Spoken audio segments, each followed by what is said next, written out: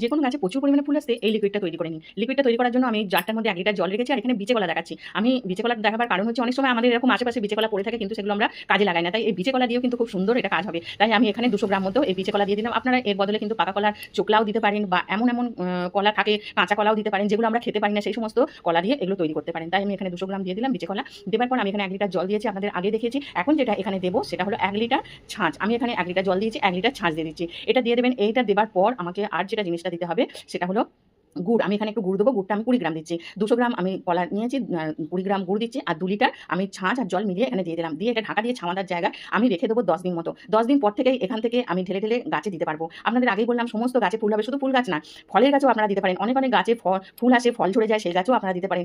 এটা দিলে আপনারা ভালো ফল পাবেন। আর একবার এটা করে দেখুন। আমি এখানে আমার অপরাজিতা গাছটাকে আপনাদের দেখাচ্ছি। দেখুন কত সুন্দর ফুলে ভরে গেছে। শুধু তাই না, একটা ৬ ইঞ্চি পটের মধ্যে এত সুন্দর গাছটা হয়েছে।